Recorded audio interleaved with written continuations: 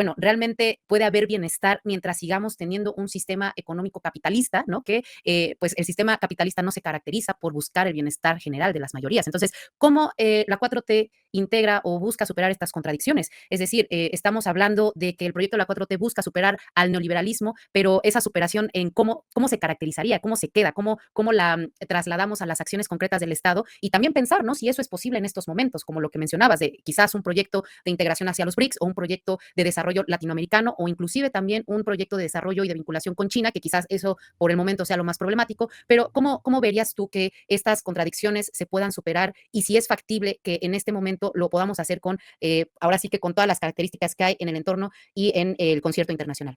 Digamos que se pueden empezar a generar ciertos tránsitos. Yo creo que estamos en un momento no de cambio coyuntural, ¿no? En la dialéctica se habla de cambios cuantitativos y cambios cualitativos.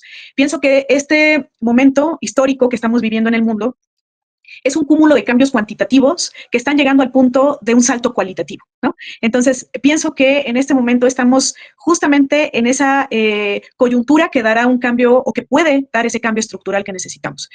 ¿Cómo lo podemos lograr? Bueno, primero tenemos que tener la conciencia de que el cambio no se da por sí mismo, que no hay algo tal como un cambio teleológico y que todo el mundo, de alguna forma, como se pensaba en alguna primera lectura de Marx, que después del imperialismo y de la fase más superior del capitalismo se iba a llegar al socialismo, ¿no? Una vez que se hayan llegado al desarrollo máximo de las fuerzas productivas, derivaría prácticamente, ¿no? En un socialismo.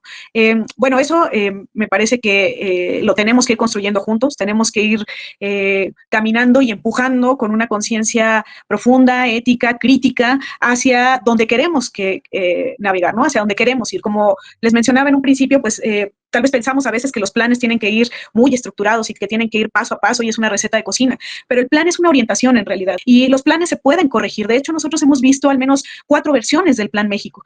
Vimos un primer Plan México muy orientado al nearshoring, ¿no? Cuando estaba en la primera fase antes de que, digamos, tuviéramos esa interacción tan fuerte con Estados Unidos, con el Trump, con Estados Unidos de Trump, y que se orientaba mucho más a ese modelo globalizador que se estaba consolidando o que se había ya consolidado.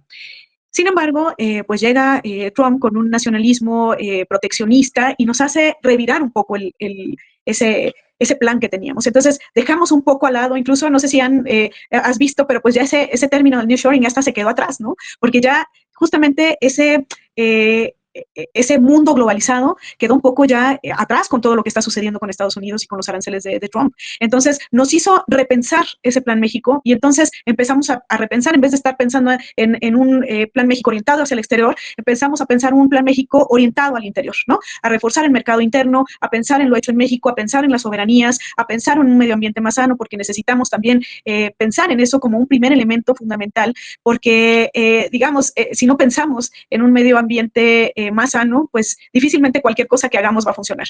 Entonces, ya pensamos mucho más en esto, en consolidar incluso un modelo más proteccionista de nuestros propios cultivos nativos, ¿no? Como el maíz, ¿no? Que ahora se prohíbe ya el maíz transgénico y se empieza a consolidar más la producción del maíz nativo. En fin, creo que es importante empezar a pensar, sí, en este momento, en esa coyuntura que nos da esa oportunidad de pensar en los tránsitos. ¿Y cómo vamos a lograr, digamos, esa transición que necesitamos? Pues es un poco el desafío de llegar de un estado un poco redistribuidor, que es en lo que estamos en este momento. Estamos consolidando un estado, sí rector, pero más redistribuidor de la riqueza, en donde tratamos de que la riqueza acaparada por la mayor parte de los capitalistas se redistribuya a través de los programas sociales, por ejemplo. Bueno, tenemos que pasar de ese estado redistribuidor a un estado realmente transformador, ¿no? Un estado que empiece a producir, que empiece a generar un proyecto productivo, industrial, nacional, consolidado, no ese proyecto productivo de los 40, 50, que en realidad, pues además de que pues fue una falacia el decir que fue un milagro mexicano y que fue la sustitución de importaciones, pues sí, pero fue un proyecto productivo dependiente, tardío, transnacionalizado, dependiente, un Estado que dio los mayores beneficios al extranjero. Ese modelo de supuesto milagro mexicano tampoco lo queremos. Queremos un modelo de industrialización propia a través de la identificación de capacidades y necesidades, ya un poco quitándonos la idea esta de la ventaja comparativa, pensando en que esa ventaja comparativa que teníamos los países de América Latina era pues la fuerza de trabajo con salarios bajos, y recursos naturales que se podían explotar de manera indiscriminada. Entonces, ese modelo no lo queremos. Si queremos realmente transitar desde una perspectiva de izquierda a una verdadera transformación, tenemos que pensar en esta nueva forma de industrialización. También tenemos que transitar de la estabilidad económica o macroeconómica que hemos tenido, afortunadamente, en estos 2 sexenios, a una verdadera alternativa al desarrollo con justicia.